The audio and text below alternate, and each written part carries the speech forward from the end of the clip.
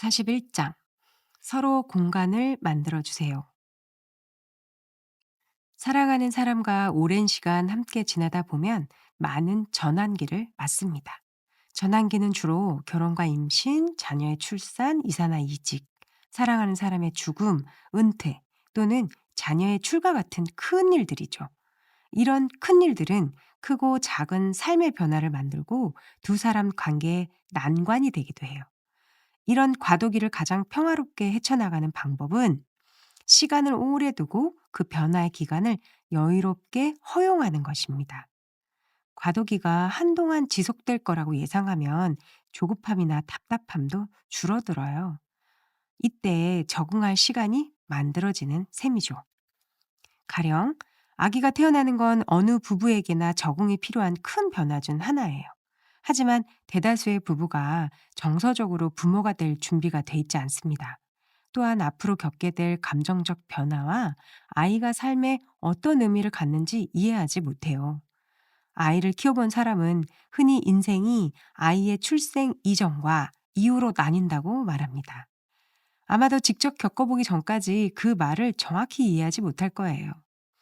모든 큰 변화들도 마찬가지입니다. 새로운 도시로 이주해서 아는 사람이 전혀 없는 상황의 어려움은 직접 겪어보지 않는 한 이해할 수 없잖아요. 집에 신생아가 생기는 것은 의심할 여지 없이 인생에서 가장 마법 같은 시기 중 하나입니다. 그러나 새로운 도전도 많이 따라옵니다. 수면 부족이라는 스트레스와 아이를 돌보는 일에 적응하는 것은 이미 안정된 부부도 시험에 들게 하니까요. 일부 남편들에게는 어색한 시기이기도 합니다.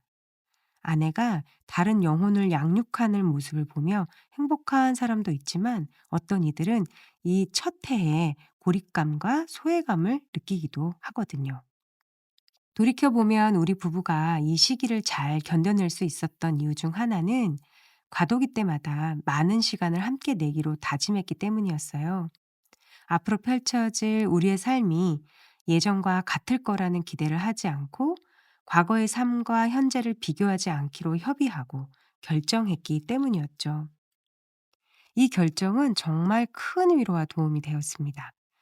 우리는 새로운 일들이 펼쳐질 때마다 익숙하지 않다고 좌절하는 대신 있는 그대로를 받아들이고 포용할 수 있었어요. 우리는 이 철학을 아이를 처음 낳는 젊은 부부들과 공유했습니다.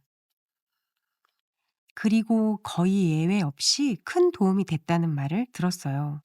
이 방법은 거의 모든 과도기에 같은 원리로 적용됩니다.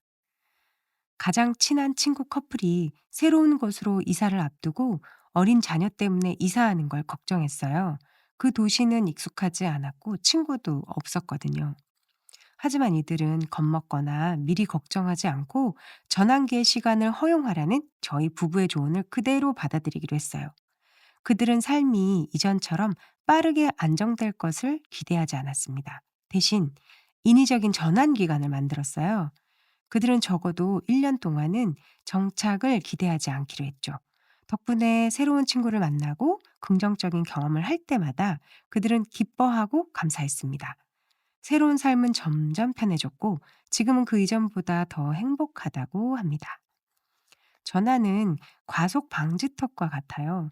과속 방지턱에 접근할 때는 속도를 줄여야 합니다.